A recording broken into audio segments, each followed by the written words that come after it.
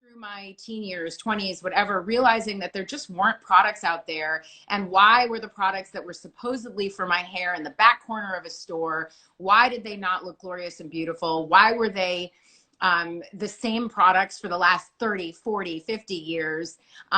Why, when I looked on the back of a package, did it say to use a dime size and I had to use half of the bottle?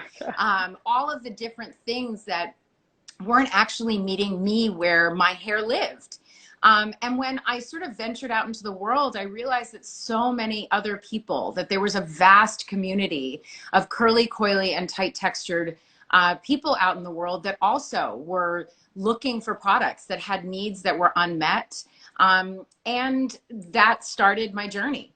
And so it took about 10 years. I think it was a combination of a lot of different things. I think it was a combination of the beauty industry not actually noticing, recognizing the power and the beauty, and the economic wealth, actually, that is in this vast community of curly, coily, and tight textured hair, basically sort of anchored in the Black and brown community and Black women's hair.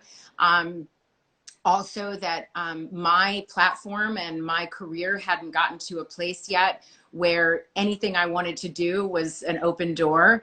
And I think our world was actually not, you know, the term Black girl magic didn't exist at the time. So the recognition of our importance in the industry of beauty wasn't quite there. And I will be very specific to say our beauty, our power, our importance, our wealth, the authentic beauty of our hair and how it grows out of our head has always been here. It is a global, it is present globally. It is here historically. I think Black women and our hair have been at the center of economic, social, cultural, and political change and revolutions throughout time.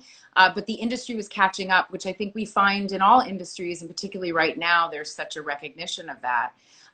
But when Pattern was born about a year ago, by the time I got there, after incubating for my 10 years, I really had a real clear vision of what I wanted the company to be and the space that I wanted it to hold as a beauty company that was centered around Black beauty, a beauty company that was also an active space where we could see our authentic beauty, and also, and most importantly, effective products that actually worked, met us where our hair was, and were not toxic. You know, something that's so interesting is sort of you talk about this huge need in the marketplace, right? And you always think sort of with entrepreneurs or the world that we live in that opportunity sort of will be matched with products and services. And clearly that wasn't the case. You know, we have so many entrepreneurs in the Forbes community, and I thought it was so interesting that when you talk to marketing executives or leaders in the business industry, you know, as you continue to bring this life to idea, to this idea to life, a lot of them said, you know, if there was a really big market, someone would be serving it, or why don't you just partner with someone? I know you were very deliberate to launch this brand yourself. How did that influence what you perhaps have done differently than maybe some of the more traditional players within the beauty industry, in the ways that others can think about carving out their own niche or really, you know, maximizing opportunity? Well, I think specifically around this market and my market, sort of who I am personally, because the industry has not supported us, and there haven't been eons of choices and sort of all of these things existing, we have become our own best experts. Most of us are being our own chemists in our bathroom. We've done all the research. We're either making our own products, or we're mixing products, or we're mixing brands, or we've searched far and wide. And so as a result, and also my own personal experience was that a lot of professionals, quote unquote, actually didn't know how to meet my hair where it was. They knew how to put heat on my hair. They knew how to do all the old traditional things that were leaning me into a standard of beauty that actually didn't make space for me. And so I felt like it's not that it was important that I didn't partner with somebody, it was important that I stayed true to my vision. And in the 10 years of journey that I had with so many disappointments, which I really like to talk about, because every disappointment I would take the hit. I would take the, this really sucks.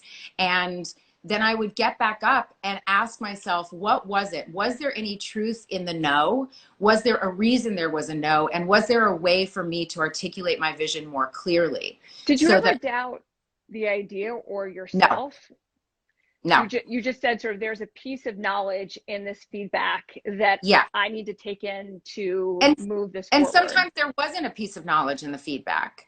But I will also say, to respond to what you said, part of what you said at the earlier part of your question, strangely enough, in all industries, and this is a part of what we're in right now in terms of this racial reckoning, again, it's always a surprise that we buy, that we are beautiful, that we are talented, that we are important. It's always a surprise. It's a surprise in Hollywood when our movies are a hit, when our shows are a hit, and it's ridiculous.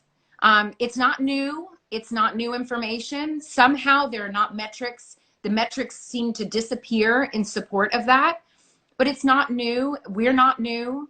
It's the same thing when I won my Golden Globe. Part of what I was saying in my speech, and the only reason I bring that up is not to do this, but part of what I was saying in my speech is it had been 35 years or so since a Black woman had been nominated in that category, but it had not been 35 years since a Black woman was the lead in her life. That is happening all over the place. Black women and our hair has needed products since the beginning of time until the end of time, just like everybody else. You know, you've talked about sort of so much in Hollywood, the need to expand these cultural narratives, and obviously you're doing so in the business arena. And we've seen sort of those moments as waves, right, where people are like, you know, just somehow waking up to that there's a market, even though, to your point, it's been there for a very long time. And there's waves, but waves imply sort of that they come in and that they recede. We've been through this extraordinary moment in time, very, very painful, but there are silver linings to it in Yeah. terms of how cultures and businesses are reacting. Do you feel that this is something that will be lasting within the conversations that you're having and the ways in which, you know, you have a unique vantage point across several industries? I hope so. It's not really a question for me. It's really a question for everyone else. For not everyone else, for those people, the gatekeepers and the people that are just waking up to this. For those people to actually learn, change their mindset, and continue to pursue dismantling the systems that make it so that we can be so separated, that there can be a misunderstanding of humanity, or even a limitation and oppression of a version of humanness.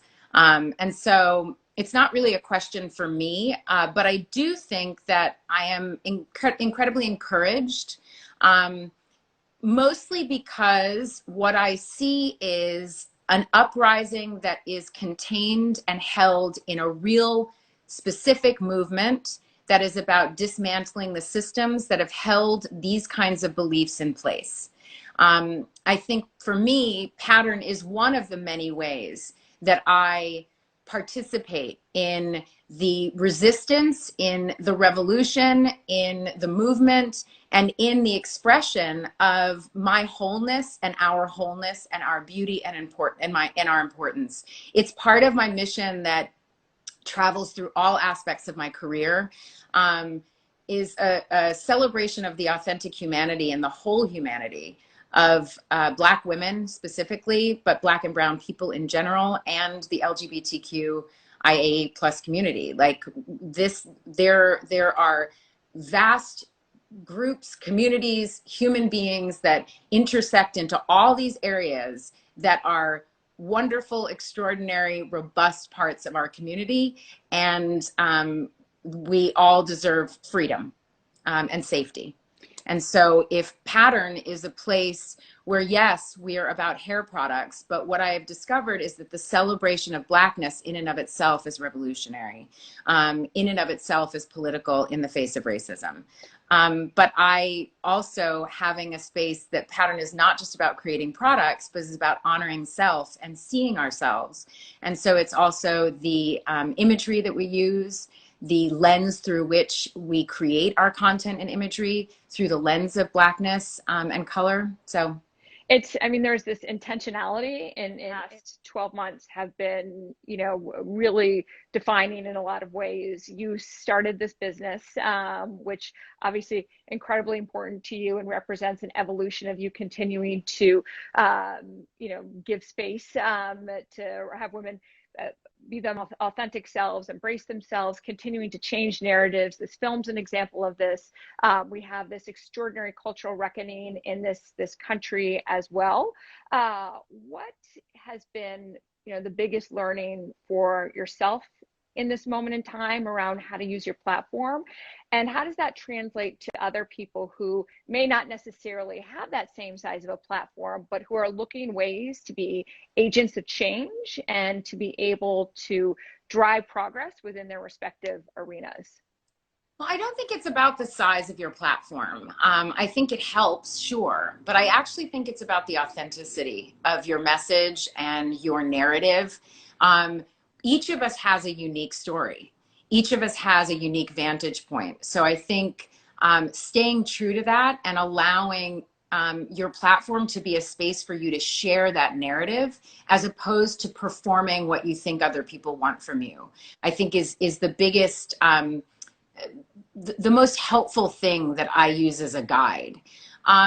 In terms of the experience that we're in now, the moment that we're in right now, I really think it's important for people to be informed, to actually listen, to look to those people who do the work that sort of connects to you, that are ahead of you in the game, that have more knowledge and wisdom and information than you, both in business, in civic engagement, in political conversations, in social action. I think there's so many people out there, and that's one of the beauties of social media, is we can actually see each other and we can connect in those places that actually pull us into the direction that we want to go. I don't think social media means you have to always say something just because. Like, you can still think before you speak. And What's that? I don't know what that is anymore, right? Exactly. It's incredibly important. But, you know, Pattern is a mobile first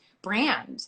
And so always sort of focusing and reminding ourselves, what is the mission of this brand? And how do we stay true to that in any moment as the tides change? How can we each continue evolving and growing and learning while still keeping our eye on the prize? You know, what is the message, the mission of your brand? And I do encourage people to name that for themselves. What is your mission? What is your intention here? And what is the promise of your brand?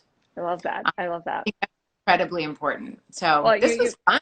This was fun. Thank you. And I love that sort of defining what your purpose is, but also your point that the barriers to entry rate have never been lower in terms of the ability to access information, insight, and to be, you know, a force for good in whatever way that you want to define it. Yeah. And so it really is having that intention, and taking the first step, or in your case, it seems like you don't take steps, you take leaps. So congratulations on all the success. I hope when I see you next that your friend behind you is still doing well. Maybe that could be your next venture.